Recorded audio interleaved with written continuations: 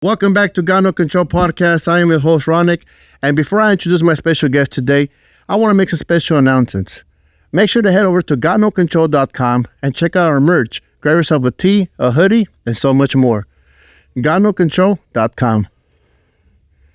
I also want to give a shout out to our sponsors, 360 Spray Paint. 360 Spray Paint is a spray paint company that is manufactured and distributed out of Mexico, and they aim to offer high quality spray paint to all spray paint enthusiasts. So make sure to check them out at 360 California. And with that being said, I want to give a special introduction to our guest today, Ekohs. How you doing today, brother? Good, man. How you guys doing? How you doing? It's a good day today, man. I just want to give you a thank you for stopping by. You're welcome, man. And give me a little bit of your time to talk about this culture that we all love, which is graffiti. Right on. You're welcome. And let's jump into this, brother. I want to start by asking you, what do you think the culture has given to you that keeps you driven to apply yourself to still be part of the culture till today in 2024? Man, I mean, the culture is constantly, well, parts of it are constantly leveling up, you know? I think the culture has, if you ask me, it's shifting in a downward direction, but you know, there's still a lot of great, like, older writers, you know what I mean? But it seems to be this Instagram thing kind of like, I'm not saying it's bad, because you look at some of the stuff that's going on and you see, like, it helps check your ego, like, oh, wait a minute. When you got guys on your feed every day that are, like, amazing, you know what I mean? It helps check your ego a little bit so you don't get ahead of yourself, you know, but... Definitely. You know, also it makes it so everyone's trying to hang out with, getting back started again. It was like, you know, I nobody would even paint with me, you know, because I wasn't known, I wasn't getting out there, you know what I mean? Yeah. So it was like, you know, it was kind of, it's like, oh, okay, this has shifted into a more like they're, you know, they want to paint with famous guys, you know what I mean? Type situation, but. Honestly, overall though, like I'm seeing some beautiful stuff out there, and you know, and it's as active as ever. So that's good. You know, I think it's always important to acknowledge those who are out there doing the same, and kind of give them their props. Like, hey man, you got it going on. Keep doing your thing, and eventually you'll get to where you want to be. Because everybody starts off, you know, at 0, and it takes time to get to 100. Absolutely. So let me ask you this, brother. What were your early stages of entering the culture? Like that first door opening for you? Like what caught your attention to like say, you know what? I want to be part of this. Yeah, it was, I remember I was a freshman in high school. I was 14. And there was some dude there just doing scribes, right? You know, just doing little scribes. He used to hold the pencil to the side when he scribed, and it looked so, you know, he did them like beautifully, you know? Yeah. And like, I tried, and I was so trashed. You know what I'm saying? I was so trashed, and I was like, you know, because I at that time I had gotten kicked out of high school, so I was in there with all the bad kids, and I was like, man, I don't want to be the shittiest one. You know what I mean? Like I need to start, you know, practicing, and I'll just practice up. It was a pretty negative culture back then. Now there's a little bit more, maybe a lot of bit more uplifting from people around you. You still got your haters. But back then it was more, you know, there was like, oh man, you should just quit. You know, there's a lot of that going on. There's a lot of haters, a lot of hater stuff going on. But yeah, man, I just kind of, you know, I just kind of ran with it. Then I went to juvenile hall for a while. I think I went to juvenile hall for like 6 months. Man, juvenile hall is no joke, man. I can speak of my personal experiences, and being in juvenile hall as a kid. It's all fun and games. It's the shittiest one. It's the shittiest one out of all of them. It's all fun and games till you get up in there and it's time to get it cracking. Yeah, and it's like, man, I remember being in there and like there wasn't even that many graffiti writers in there. Yeah, I saw. It was infested by gang culture. Yeah, it's all gangbangers. And then when you come in there talking about, you know, I tag or I paint or whatever, they look at you like, this guy's crazy. Yeah. Fun. Yeah. But in your early beginnings, like you mentioned in high school, what do you say was the cause that brought so much hatred towards your surroundings as far as graffiti? That's a good question. I was thinking about that earlier. I was thinking about what questions, if you asked me this exact question, like why do you think that was? I don't know, man. It was just a different time, dude. Yeah. It seemed like that. You know, obviously I was younger too, so you know, a lot of there's just everyone was coming into their own. You know how high school is. There's fights. There's haters. There's females. And what year would you say this was? It was like 2004. 2004. Yeah. Okay. Like 20 years ago. And December 2004 is when I started. I don't remember my first kiss. I don't know what date. I don't remember losing my virginity, but I remember I started writing December of 2004. And how was that feeling, brother? Like you're 2004, you're in high school, and you're like, damn, I'm into a whole new world that I'm get to know day by day. Oh man, it was just like, it's the same thing like it is today. It's like knowing the secret, and nobody else does. Graffiti is like knowing the secret. Like, it's not. It doesn't have to be like a violent,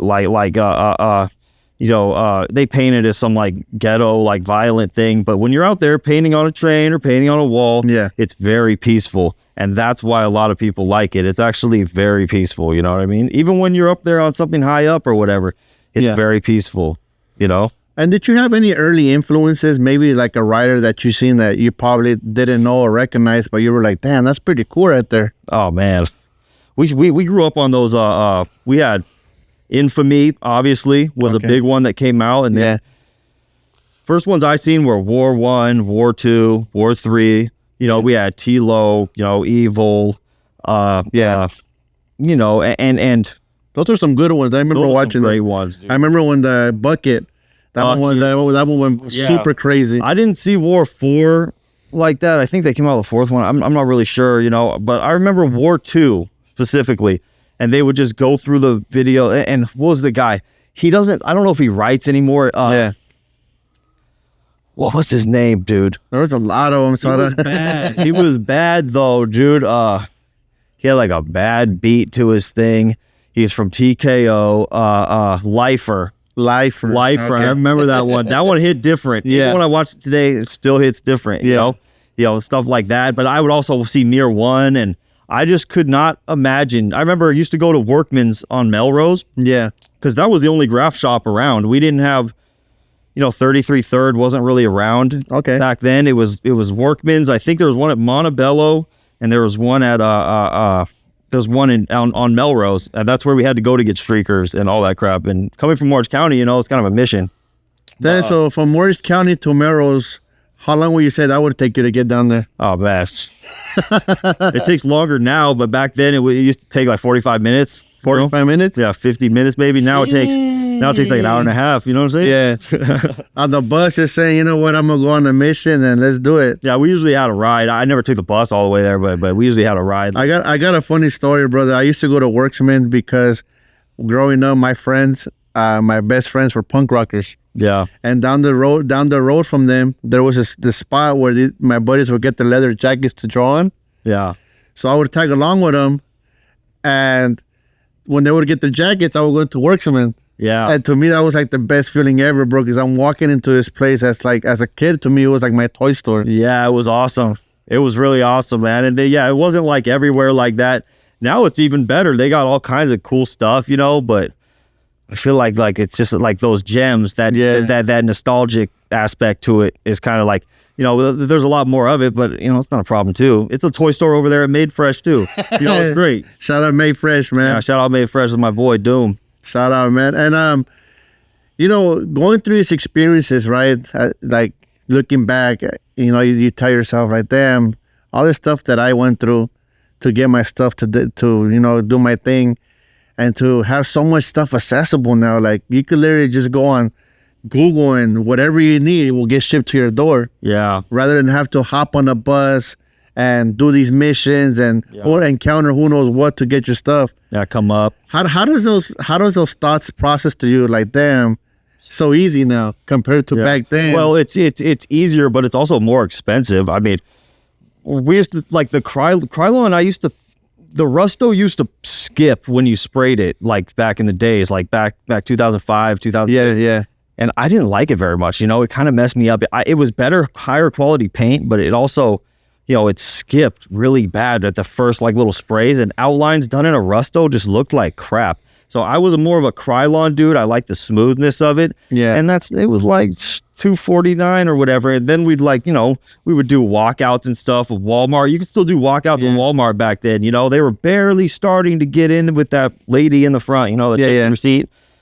And, we would just fill up a bin and be like, oh, we were trying to return it. We forgot the receipt, So bull crap like that. We'd go to Lake Forest. We'd go, we'd go far out, different weird places to, come up on those Krylons. But man, they were killing it, dude. I like 2 for $5, 2 for $5. Like it was it was cheaper. Like obviously nowadays, especially when you get older, man, you got to make a choice. Like, you got to make a lot of cutthroat decisions. Like it's going to cost a lot of money. It's going to be a big headache to pursue this. Yeah. So, like you want to get the most of it. I find it very interesting though, how Chrono was such a big factor of the startup of the culture, and for them to just like not want nothing to do with the culture. I always thought that was an interesting. I heard that they got at him too. My buddy Mers, he said like, hey, you guys see this this culture picking up, like, do you guys want to get involved? Maybe get in on some shows, get in on some displays of work, and get like, promote your company. And they're like, absolutely not, like they were a super Christian company that then Graph was looked at as something that was anti-Christian or you know what I mean? It was just, it had a negative connotation. Yeah, definitely. So like, that is, but their sales must be off the roof. If they don't need graffiti money, they must be living big. Right. Yeah, they do a lot of contracts with like, who knows, Boeing or something like that. Diving back into your early beginnings, brother. I know you said you came from Orange County, right? Right. What part of Orange County were you established at? I was in Huntington Beach. Huntington Beach. Yeah, at the time. And how was that? Like, you're in Huntington Beach, you get into the graffiti culture. Was graffiti already a thing in Huntington Beach? Yeah. Or was it kind of looked at a negative way? It's funny, like people are like, "Damn, Huntington Beach? Who wrote in Huntington Beach?" We had a gang of dope writers, Yeah. And it wasn't like back then. It was like there was dudes on the football team that weren't even really writing, that just kind of messed around for fun. Yeah, that just kind of got a little good at it just so they didn't get clowned on. They're still better than a lot of these kids these days. Just the jocks were burning these dudes out there. You know what I mean? Yeah. It was a different time. Like everybody had a name, everybody had a moniker or whatever. You know what I mean? So was it fair to say that Huntington Beach was already establishing their own like scene down there? Oh, there was already a scene. Shout out to my boy E. Meyer. He's doing. They gave him like 25 years or something. Shout out E. Meyer. 10 years. Yeah. I've been talking to him on the phone. His future looks bright in getting out. He didn't like kill anybody, so yeah. There's people doing less time for manslaughter than he got, to be honest. But you know what I mean. And is this for graffiti? No. Oh, okay, he went up for some other, some other extra stuff. But he was a big inspiration to me too, because he he was the first like 3D letter that I had ever seen. Yeah, and it was very clean. He was very good at it. And he was like the only one that was doing stuff like that. He was dope. And I was just like, man, dude, that's so beautiful. I always want to do something like that. How was it like, not to get too deep into it, but like the surrounding as far as the neighborhood and the ordinary civilian, when they would see you guys like painting graffiti, where they kind of like point the finger and be like, hey, what are you guys doing? Or was it accepted? Oh, bro, it was so... we have this like a lot of writers that came up in my area that were painting. I talked to them today still. So one of them in my crew, my homie Gesh One. Shout out Gesh One. Yeah, Gesh One. He's a badass tattooer and everything now. But we have this anxiety from growing up in that. Sometimes we don't realize like, okay, out here it's like more accepted. It was not accepted at all, dude. Like you caught a tag. Yeah. Like if someone drove by, they're liable to, like, they're going to turn around and they're going to call the cops on you. It was crazy like that, we ran from the cops a lot. We tucked from the helicopter, was always out over a tag, you know what I mean? And so we had to keep it chill, you know what I mean? We had to keep it like, explore, try to get off the grid, go into tunnels, you know what I mean? So you would get chased by the helicopter over just a tag? Oh, yeah. More than once, dude. You know what I mean? And they'll come to your house and they'll convince your parents to, they would convince my parents because they weren't on game like that. Like, hey, can we come in? That's all they need. Well, yeah, sure. Well, like they weren't on game yet until maybe I was like 17. So your parents were like, we got nothing to hide. Come on in. Like, Yeah. What do you got to see? They go straight up to my room and they find markers and drawings. They, confiscate them or whatever. It was just like, they would do the most, And Huntington Beach Police Department, yeah, they'd established a name for just being pieces of shit. I'll be honest with you, bad police work to just excessive stuff on criminals, And how was it loving something, right? Because you were doing this because you enjoyed it, you loved it, and having to hide it from the family and them finding out in a negative way. That is something that emotionally impacted you? Dude, my mom was all about it, She didn't want me to obviously get in trouble. Yeah. But like my dad, no. Okay. He was like, no. Well, he didn't like pretty much like, he's just an angry dude, So it is what it is, Only get one dad though, so it's like. Yeah, I hear you. You only get one dad though, but unfortunately, my mom passed away. I didn't have much like. My mom passed away back in 2012. I was in county waiting to go to prison. Yeah. That was probably one of the toughest things I ever been through in my life. So, obviously when I got out, I had to get rid of, I had to get used to like life without her. You know what I mean? And there wasn't much uplifting going on. My brother didn't talk to my dad no more. Didn't take long before I didn't talk to my dad for a few years. You know what I mean? And it was just in disarray. She was the glue that held my family together. Yeah, it's those ups and downs that can really make you or break you. And we got to learn from them. And I'm sorry to hear that. May she rest in peace. Yeah, rest in peace. I know you guys had Huntington Beach walls down there. Did you take part in that? Oh no, that was before my time. Yeah, that was before my time. I'm not sure when they took those out, but they just didn't want it to turn into some BS. You know what I mean? Like, they didn't want that Venice beach vibe. You know what I mean? Gotcha. I also know that you mentioned that you would travel down to Melrose, right, to go to Worksman's, which for those who don't know, Worksman was a graffiti shop that sells graffiti supply. At what point do you start traveling out more? Like, do you start hitting LA, and do you start going to other areas, or do you basically just stay in Huntington? Let's see, man. I mean, I was probably like 18, maybe. Okay. Because I spent 2007. Yeah. December 2007 to December 2008, I was in juvie for a non-graffiti related crime. But when I got out, that's when I really started to go around. Before that, I was just kind of messing around in the town. I might have been to LA a few times. Okay. But I didn't know really any spots or nothing like that. But when I was like 18, 19, that's when I started to push out, and I started hanging out with the crew I'm from now, STK. Okay, shout out STK. Yeah, shout out STK. Then I started hanging out, and then my boy Isrek, who's from my city, he got into his crew. He got into 159, and so they started.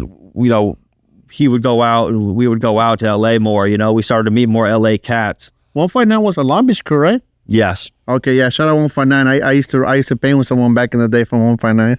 Yeah. So but I was there was a few other cats involved too. I'm just trying to think right now. But yeah, that's when I started meeting people and seeing all the real riders of the scene. How the scene really went down. Like all the OG heads. You're like, oh, I only seen him on 50 millimeter. The 50 millimeter Los Angeles. Yeah. I only seen that guy on 50 millimeter Los Angeles, and now I got to meet him and stuff. It was like cool, it was chill. That was Instagram. That was Instagram before Instagram. You know what I mean? So, getting into 50 millimeters, how important was 50 millimeters to you coming up? Because it was like one of the early stages of social media entering the culture. So how much of an impact was 50 millimeter to you? Oh, it's probably a lot. I was probably on that stuff a lot. Well, because I was broke. I was, I didn't have no money back then. I just, that was our inspiration. You know what I mean? That was my inspiration. It was pretty, and you get to go on there, see all the dope writers and all the ones you couldn't read. You could find out what they wrote. You know what I mean? They say that 2000 writers, the early 2000s, mid 2000s, what's his own era in the culture. Dude, it was dope. Do you agree or disagree with that? dude, that there's a lot of dope stuff like Rygar, you know what I mean? Like, Yeah. he goes by something else on Instagram, Gear Duran, I believe. He's amazing artist, you know? He was amazing. Mirror One. I mean, dude, Atlas was killing it, you know? Atlas with the spots that they would hit. Shout out to Atlas too. He's Shout out Atlas. Great dude, man. He's been helping me out with a lot of things lately. Yeah, I mean, he was killing it. And then the videos started to come out. Okay. When the videos started to come out, I don't know when that was. That was when I got like, that's when I was like 19, 20, when the Iron Lack came out. Okay. We started to get that Iron Lack, Okay. you know, and Pose and like all Ewok and all them, you know. That's when I started to get really inspired, you know. I was like 21, 22, 20, 21. 19, 20, 21. Because I hear this from people saying that like it was just something different in the early 2000 writers. Yeah. That set them a little bit apart, and the names that you mentioned, they did some phenomenal stuff. Yeah. And it's definitely I want to say which is a shifting point, Yeah. because I believe like in the early 2000s when social media kind of started entering the graffiti world, right? Yeah. And it started shifting things a little bit where it was kind of like, okay, now we got this tool, let's use it to our advantage type thing. Yeah. Yeah. Yeah. You know, it's, yeah, I don't know. You know, some people might say that's because of the internet. People are spending too much time on their phone. But I mean, I think it's the whole thing is designed to screw everybody up. You know, they don't want people being creative and smart. There's no place for somebody that's creative and smart in our economy. It's hard. You know, it's really hard, especially in California. They're trying to squeeze that out of our state, you know, which is like, that's the way I feel about it. But, you know, obviously there's still room, like there's still opportunity. There's a lot of, you know, opportunity out here, and because there's the population, so it's much higher than other areas. But like, you know, there's just they nurture creativity a little more too in high school and stuff like that, right? Like they didn't back in the day. Okay, you know, that's why everybody was doing it in the street. We didn't have nowhere like that. I mean, LA probably did, but it wasn't like Mendez High School, you know what I mean? Like where they just, you know, they let the kids like they basically teach it, right? Yeah. They have like a graph class or something like that, you know, where they mess around with it in their art program, you know? And at what point do you shift yourself to the LA graffiti scene? Because I know LA was very dominant when it came to LA graffiti culture. So did you shift your way down there and start meeting people down there? I know you mentioned STK. Because I got from STK, and not long after I got in, I went painting with a couple of the homeboys. Not long after I got in, then I went to prison, you know? Okay. And I went to prison they gave me 4 years at 80%. I did almost 3 years. And, you know, obviously when I got out, I was like, okay, now I need to get some money, get a car, you know, so I didn't do it for a while.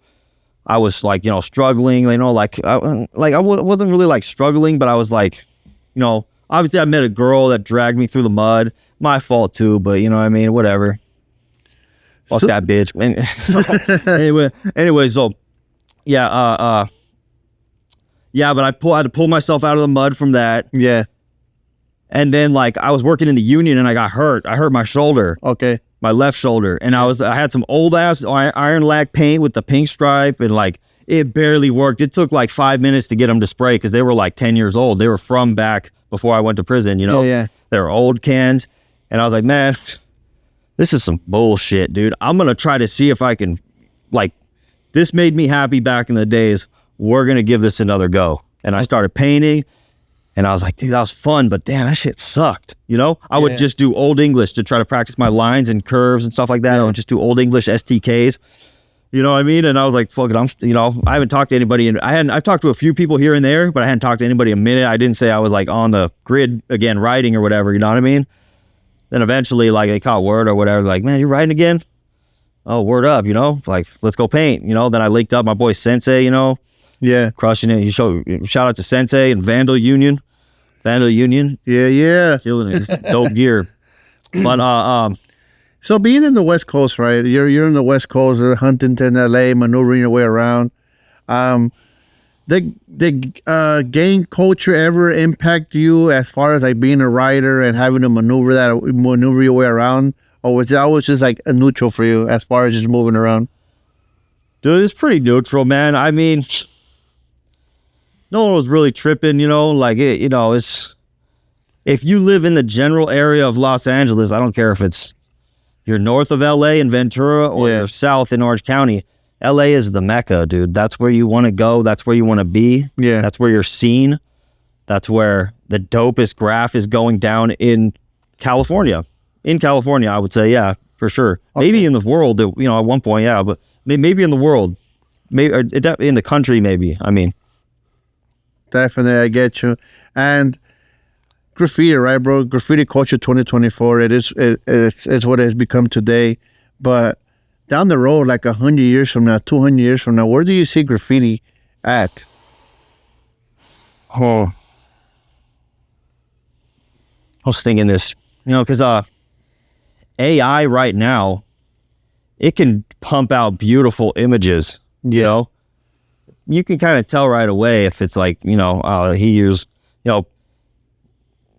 but it can't do letters, It can't come up with a sick graffiti style unless I don't know about something. Yeah, I haven't. Don't quote me on that. But unless there's something I don't know about. I mean, it can probably give you a cool like font or something. Yeah, but it cannot come up with a good original graffiti style that the letters are connecting and it's nice and it's smooth and it's got a nice drop shadow and blah blah blah.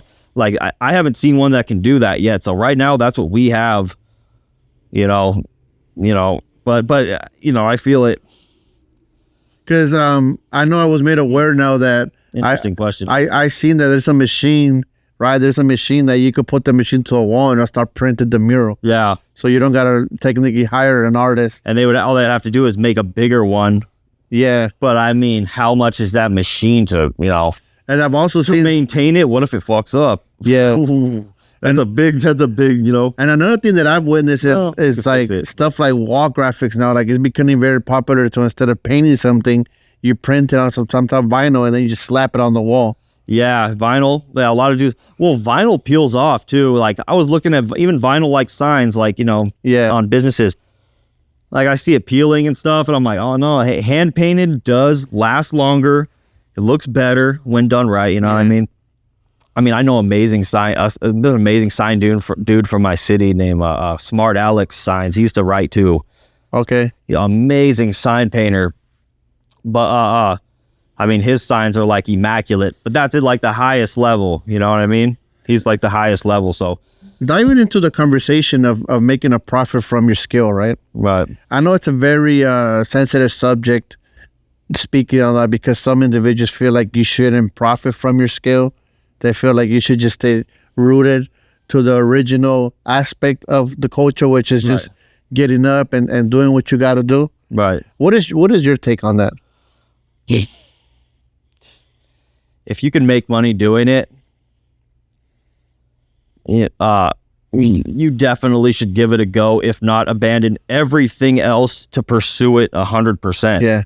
If you think you got that, if you think you have something, pursue it 100%. Yeah. Don't be 1 foot in the 1 foot in the dope game, 1 foot into trying to get in some biker gang. If you can make some money, pursue that 100%, dude, and give it your all. Give it the old college try, because you don't have. This world's not going to let you have time for all these other things. Definitely. You have to decide. You have to be honest with yourself and decide, hey, do I think I got this like that? I can at least make a little bit of money. Yeah. That's cool too. But I know people that make a little bit of money that are like, that have their little Etsy. Even girls, they have their little Etsy and they make these like cool little boxes, Yeah. And there's like little cutout flowers they make with a little Cricut machine that prints it out. It's pretty. It's pretty cool. And they sell each one for $50, and I'm starting to think, yeah, dude, like this made more money than me. You know what I mean? But Okay. And do you keep your eye open to what's out there today, like the new up and comers that are getting up? Oh, absolutely. Yes. You never know what you can learn from an up and coming writer. You know what I mean? Yeah. You never know what you can learn. You know what I mean? And sometimes it's a tough pill to swallow, you know? You're like, oh, man, this guy's got techniques like that, and he's only 18 or something like that. But, like, you got to, you know, the biggest battle is knowing, you know, some people press the hater button, the hate button. No, don't, you know, you got to put your thinking cap on and learning cap on, you know what I mean? Yeah. Okay. What would you say to a writer, right, that might watch this, or even anybody in general that might get inspired and be like, you know what, I want to join this culture? Yeah, join this culture humbly and just like that. Don't press the hater button. You know, appreciate everything that's going on, and appreciate everything that's going on. Appreciate God. Appreciate Jesus Christ, because all that stuff's real. Yeah. All that stuff's real, and you're gonna need that good energy. You're gonna need that good energy later in life. You know. Okay, and diving back into STK, can we talk a little bit about STK? What would you say STK, the crew, how are they set apart from the rest? I mean, we've set ourselves apart, especially in the last few years. Okay, because our crew's like, you know, these are homeboys. You know what I mean? Yeah. We're all homeboys, dude. We all kick it. There's no like randoms that we don't know. Yeah. We've got a gang of solid writers that I can call at any time. You know, and they've been through all the crap, dude. You know, Mural 1. Yeah. That's the big dog. You know, Sensei 2. You know, part of that, like, you know, I mean, we were talking about early 2000s, 90s, you know what I mean? Tense. You know, all those dudes know what's up. You know, they got brothers and friends that have died doing this. Yeah. You know, they've dedicated a whole bunch of their life, you know, and now they're, you know, Mural's been an awesome graphic designer for a long time now. Yeah. And he puts on shows for like, he puts on like, what was his Black Book Sessions is his show, you know what I mean? Is his a function that he sets up, and, you know, he has art competitions with the kids. And he gives back fully. Awesome dude, you know?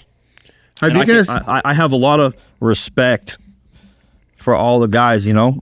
Has STK in the past ever had like a friendly battle or anything of that nature? Not since I've been there, but they had I've had a few unfriendly battles, you know what I mean? Okay. Back in the days. You know, I don't know if crews really do that these days. I mean, like, who's the last crews to do that? Like, it's like a full-on battle, like who gets up more? Like a full-on battle, there's that, or a skill battle. Like, you know, it's just, you know, friendly battle's cool, but a full-on like thing like that, it's been a while. You know, I haven't seen like a legit one, but I forget. It was before I was even, you know, I was probably like, it was in the early 2000s, late 90s. They you know, they were doing real battles. Okay. Belmont tunnels or something like that, you know, stuff like that. I was never able to paint there, but... Yeah, because Belmont tunnel was before your time, right? Yeah, before my time. Yeah? Before my time. So I know we spoke about you but being part of the freight train painting movement, right? Right. Can we talk a little bit about that? Like, how did you do the transition from painting walls and stuff like that to moving over to the freight movement? You know, honestly, like painting like complicated murals kind of like pushed me into because freights are big, colorful, quick, fun, you know what I mean? Yeah. And they travel around, and like you see them moving, and you're like, oh, there's that. I got addicted to that. Like, oh, there it is, you know, it's in here. It's in Texas, or it's in Louisiana, or this guy caught it, you know, going out wherever, you know, and it's to balance that like super complicated stuff with something fast and fun, you know. A lot of artists like have that little fast and fun outlet from their more complicated stuff that just like kind of can melt your mind if you're like kind of give you a headache. If you're just like just doing that, you get tired of doing that too, you know what I mean? You know, I hear that some individuals feel like if you're just painting trains, freight trains, it's not the same as really being out there and focusing yourself on going all city and painting, etc., right? But what is your personal take on that? To each their own. To each their own. You know what I mean? I got mad respect for these guys that are way more up than I am. You know what I mean? Mad respect for him. You know what I mean? But like it goes back to what I was saying. Like, if you think you got something and you can make money at it, go like put all your effort into that, and that means making sacrifices in other areas too. But like, don't, it's up to. It's up for debate. Yeah, it's up for debates. I mean, if you can make money doing it, and you start getting a little bit of money, and oh wait, you saved up. If you make enough money to buy yourself a car from your artwork, you should be dedicated to it 100%. Get the fuck out of the streets. You can be something special. You can be something special. What I would say to people. And I know that you do a lot of commission work, and it's amazing work. And can we get into that? Like, how did that come about? Was it through meeting somebody, or was it just word of mouth, or how did you enter the workspace of getting paid for your skill? Oh, just taking on little BS walls, like, even if I wasn't getting paid, just like, even like, I was like, hold on a second, I did like a job or something, and I'm like, oh wow, that was like $1,200. Wow, you know, that's that's something, and I'm like, wow, you know what? Could I do some of this stuff I see other guys doing? Like, could I go paint a skull? Yeah, like perfect though, like perfect with some old English letters behind it, like realism. Like, could I go paint that? Do you think I could do that? I'm gonna try. Let's act like this is a job. I would act like it was a job, and I'd go into tunnels, or I'd go to the yard, wherever it was at. Yeah. And I would act like it was a job. Like, make sure I didn't forget anything, make sure I had everything I needed, walk back there and paint it. You know what I mean? Like, usually in tunnels and stuff like that. And I'm like, okay, I think I can do this. I think I can do this. And then like, I started getting little jobs here and there, and one thing led to another. And one thing led to another. And was all this self-taught, or did you go to school, or was it all just self-taught? I took classes in community college, like for design, like painting. Started with oil paint. Oil painting didn't really capture my interest though, Okay. Because it took so long to dry, and it was just kind of like, wasn't really my thing. But when I took a class in like figure drawing, life drawing, that was the one that captured my interest. I had a teacher at community college that he's now working in Pasadena Art Center. His name's Nathan Rolander. Yeah. And so I look at it like, okay, I pretty much got like a private education for like $200 or whatever it was for the class was, or whatever. You know what I mean? Can you share a couple words for those that might have thought of taking some schooling, but are kind of like, nah, man, I don't want to do that. That's not who I am. Can you talk a little bit, share a little bit of words of the value that brings to your skill, like how it develops you? Oh man. And what it does for you going to these classes and taking these courses as a writer, because starting as a writer, all you know is what you learn on the street, right? Yeah, well, life drawing and drawing, start there. Take it seriously, then move on to painting. You know what I mean? Yeah. Life drawing and drawing. Like the nude model standing there, you know what I mean? Like anatomy? Yeah, like the human form. Okay. The human form. You would be shocked how much, because you want to keep beefing other people's characters off Pinterest and stuff like that. Like, you can like add stuff to them and make them your own and do all that. You can do more than you think you're capable of. You just need that foundation in life drawing, Just knowing the right move and right technique could take you that far, Yeah, absolutely. Like it's kind of like being a baseball pitcher. I find a gang of stuff on Pinterest too. Don't look over here. I'm not hating on it, but like I also have the knowledge to make adjustments and stuff like that. You know what I mean? Like we do what we do, but it's kind of like, I say, like kind of like being a baseball pitcher, right? You could have the fastball you want, but once you come with that changeup or a curveball, now we're talking a different game. Yeah. No, it's definitely like life drawing. Super like it was one of the most important classes like that I took. That's when that was right before I went to prison. I was in class.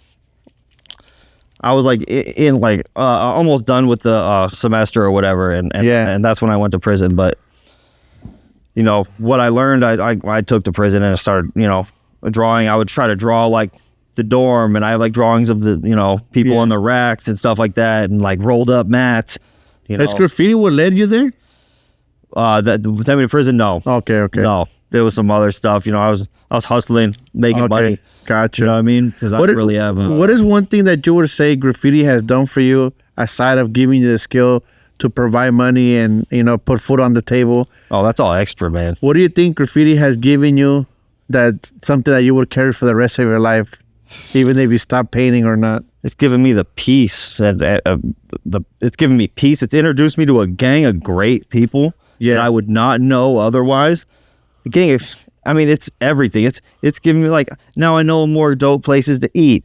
I know more, like, dope little spots. You know what I mean? Yeah. And that it starts to just, like, kind of grow into your life. And I feel like that's really important too. Is just it being when you are immersed in the culture, you are going to get better. You're going to progress. You're going to meet good people. You're going to meet some pieces of shit too along the way. Everybody does, but that's everywhere.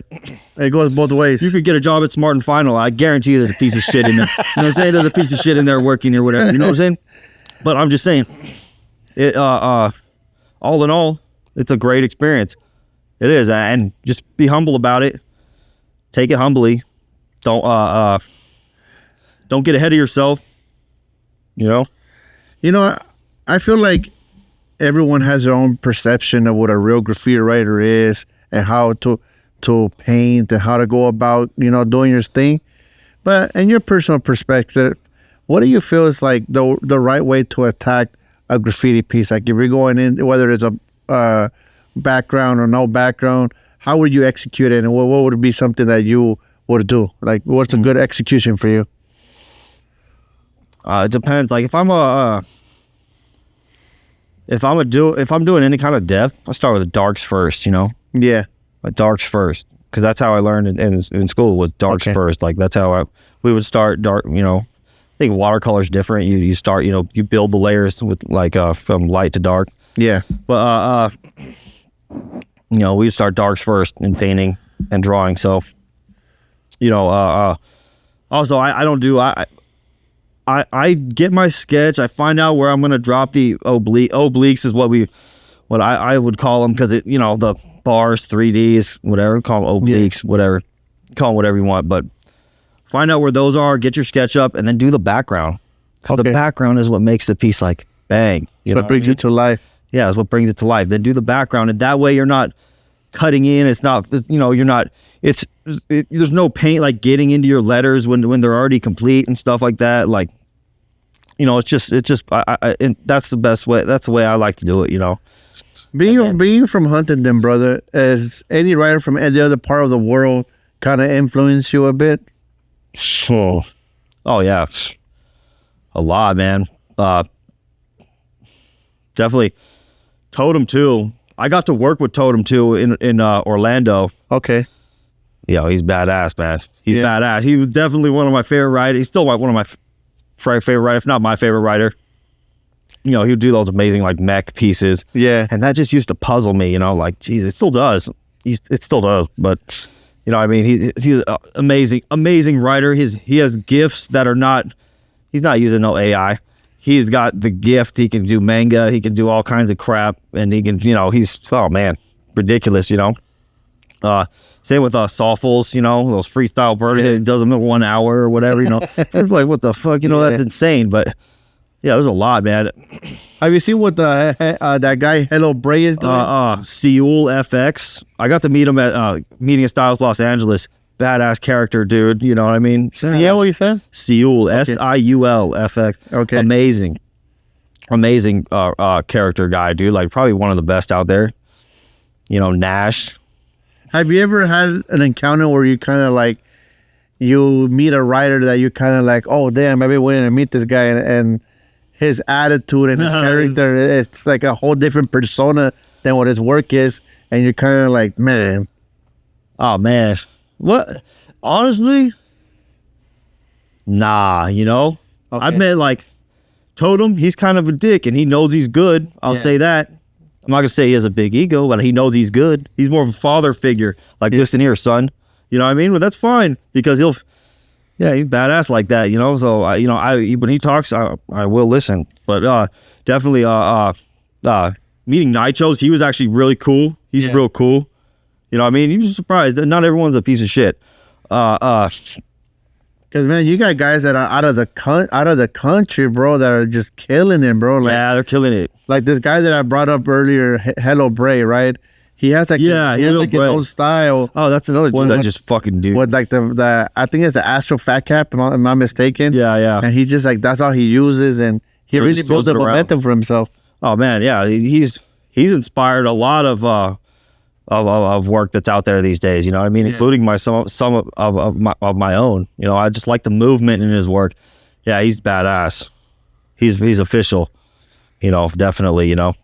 And have you ever had the opportunity to travel out of United States and paint? No, I have not. Okay. Well, I've had the opportunity, but I had to work and stuff. We were supposed to do Germany. We're supposed to do medium style Germany, and I had to back out at the last second to do a job. But you know what I mean? I was like, fuck, dude, I should have just went. You know what I mean? But whatever.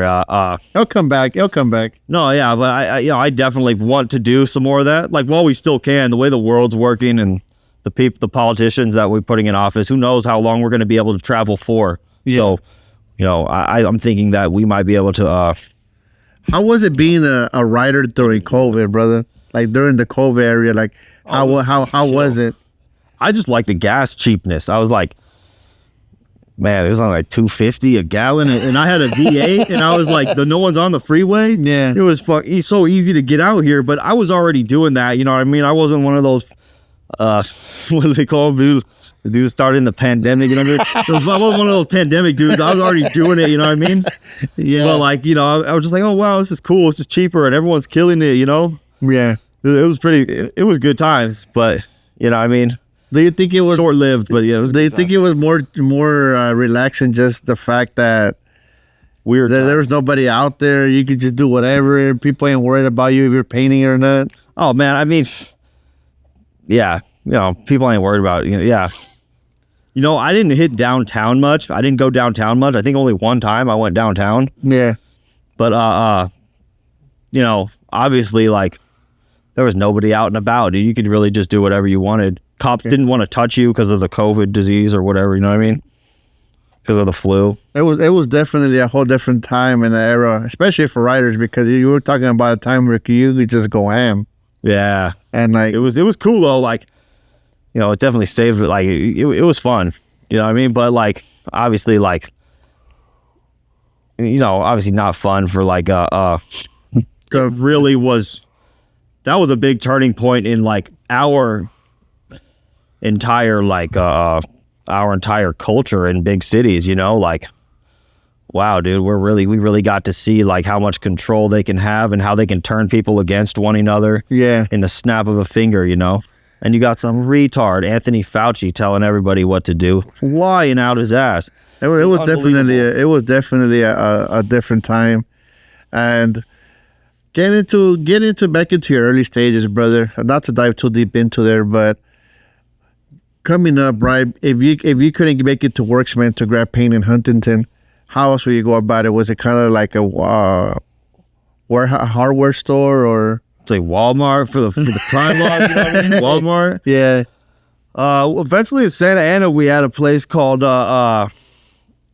you know, was this before GCS? It was the Rock Box. The Rock Box. Okay. That was the shop we had. We had the Rock Box. And then GCS ended up opening later on. Okay. So, you know, but yeah, it's pretty much there. Home Depot. You know, this is the part. This is I don't want to expose game, you know, but they used to do the thing, you know, where they I don't think they do it no more, but like you scan the dollar can and then you get the better can, you know what I mean? It's something along those lines. If real ones know what I'm talking about. Did you ever think it got burned out, I think, though. Did you ever think it was going to be like what it is today, where like you just literally go into a store that focuses on just catering to the culture? Yeah, it's pretty awesome. It's pretty crazy, huh? It's pretty sick, dude. And like they got all kinds of cool stuff out now. The cans are spraying good, you know.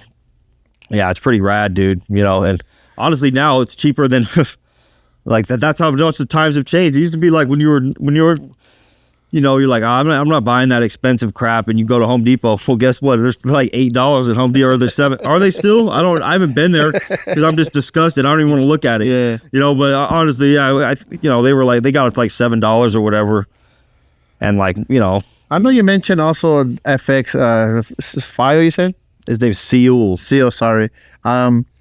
You know, New York being such a powerhouse in the hip hop style graffiti, right? Yeah. Did any hip hop? Not hip hop. Did any New York graffiti writer have an impact in you, or you were kind of like, damn, check this guy out? We got to talking to you know, Penn's one SHK. Okay. He's hella dope. He's hella dope. Good dude too, man.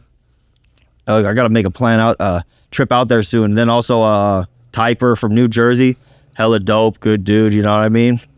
They're two dope writers from New York. And Shout out both of them, man. yeah, rest in peace, Per One. You know, we got to talk to him before he passed. That was at the meeting of Styles LA. Yeah, rest in peace. He was lacing us up, like, you know, telling us how things went down in New York and stuff like that. I personally believe, brother, that when you're painting, it's always good to be in the good mood, right? So I feel like music plays a big part in that. When you're able to listen to it, because obviously you can't listen to it all the time while you're painting. But what does your playlist kind of look like when you're out there doing your thing? Like, what do you like bumping to when you're getting into the groove? Oh man, honestly, like, I might start off with some music or whatever just to get it going.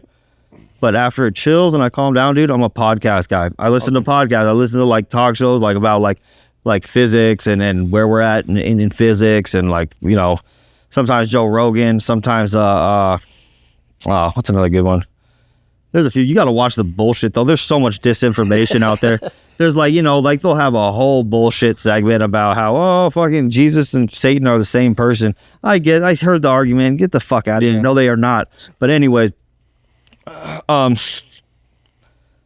but it's interesting to hear this stuff, you know. It's interesting to hear Billy Carson's like take on stuff, and you know, when you do artwork and that side of your brain is open, you actually retain 30% more information. It's studied now, so you know that's why, you know, it would help me like learn things about what's going on in the world, because I set out to find out, like, you know, what's going on, like how the fuck do we get here? You know, it's always interested me, but you know, I had that like 33-year-old like spiritual awakening.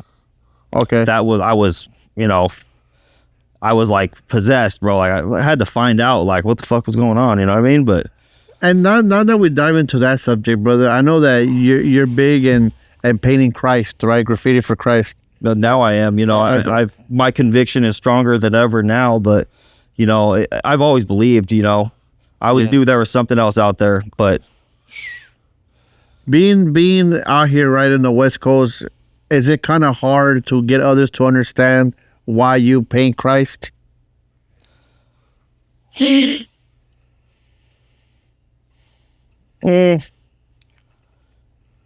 just tell, you know, that's a whole nother conversation. Okay. That's a whole nother conversation, but like, because all I can do is my part and say that I learned for a fact that all that shit's real in a way that, oh man, just unbelievable, bro. Like I have, you know, I've seen like shapeshifters, okay, all that crap, you know what I mean? And you know, I basically just, I feel like I was shown, you know? Okay. I was shown. All right. So that makes my conviction stronger. Like, look, you see, motherfucker, it's real. Okay. You keep going out here fucking around. Yeah. Doing weird shit, talking shit to everybody, being negative, being low vibrational. Yeah. Thinking you're hot shit. Look how big this world is, and look how insane this stuff is, you know? Like, I was shown, you know, for a reason. So I believe, you know, that put me on a different mission to like walk with Jesus Christ. Not just like, oh yeah, I just go through the motions, like, you know. Yeah, because I couldn't imagine how hard it could be to try to explain that to another fellow writer out in the culture. No. And I know everybody's not very open-minded, so it could go sideways very quickly. But hey, man, like you said, to each his own. Everybody does as they please. Yeah, to each their own. But if you're not fighting the good fight, what the fuck are you doing? If you're not trying to help people and you're not fighting the good fight, what are you doing? Entering graffiti culture in the early 2000s, right? Were magazines important to you? Graffiti magazines?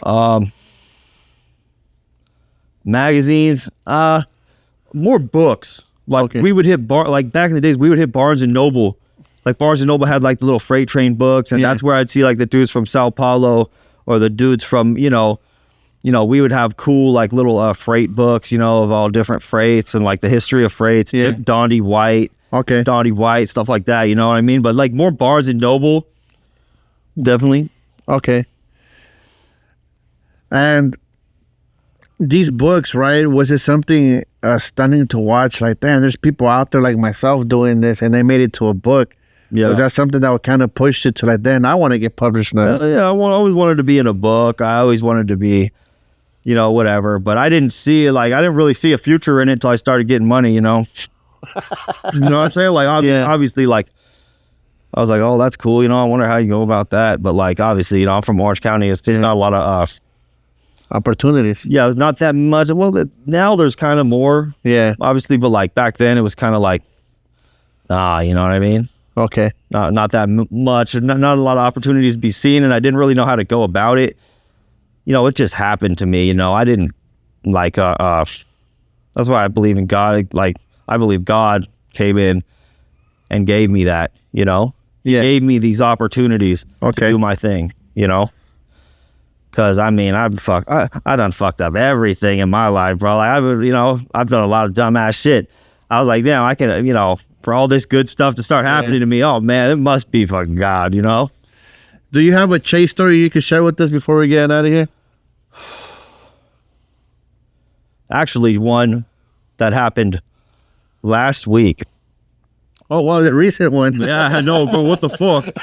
I'm over there by chill spot, right? Yeah. Okay. This is like a little interesting one. There's no crazy dogs that come out of it. Dogs that come after me that are, Yeah.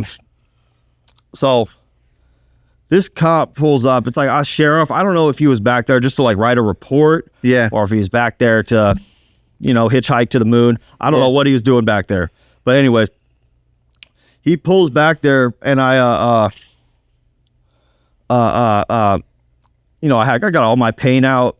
I'm a little too comfortable, but Yeah. you know what I'm saying? But I was the only one there, and I could see him from across this levee, this little ditch. Yeah. And so I I was like just too far away from my bags to grab my bag, and I just was like, I just took off, Yeah. Took off, dude. I had my phone and like, my stuff I needed. I just took off. I'm like, damn, what a bitch, dude. And he was like flashing the lights in there, and I come out and I go around. I walk out on the street, and I kind of like walk down the levee, and I'm looking. I'm like, oh, is he there? I don't know, whatever. So then I walk back. I walk back to get my stuff, and I had incorporated like a cross where I was doing an STK. I had incorporated a cross, into the T. And I go back, all my stuff's still there, and my step ladder. And I'm like, wow, dude, this is great. And I walk down the way, and there's like, on the fence, there's like 5 or 6 rosary crosses, Yeah.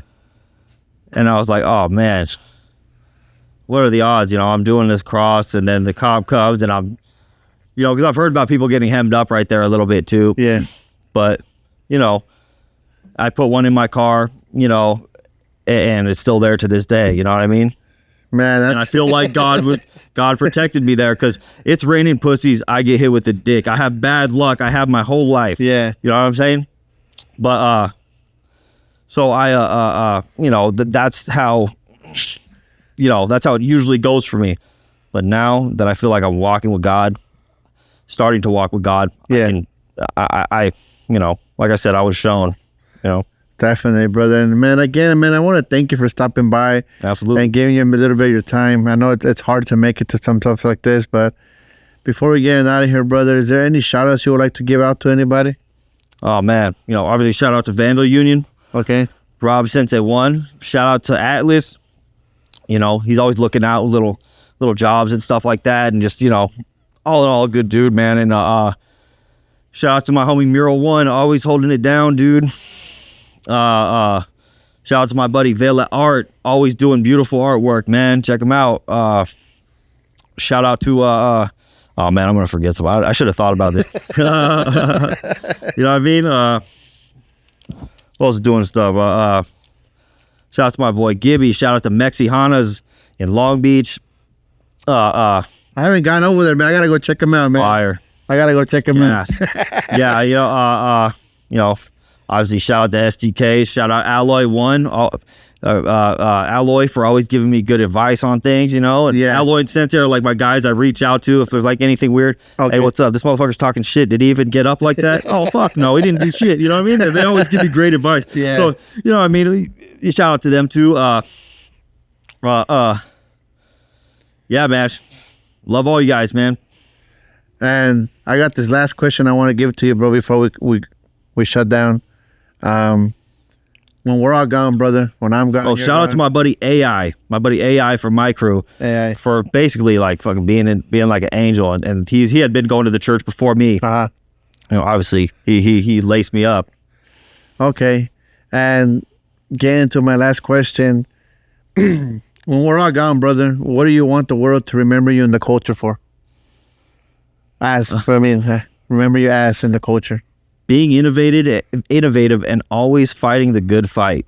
Gotcha. Never punking down. And you know what I mean.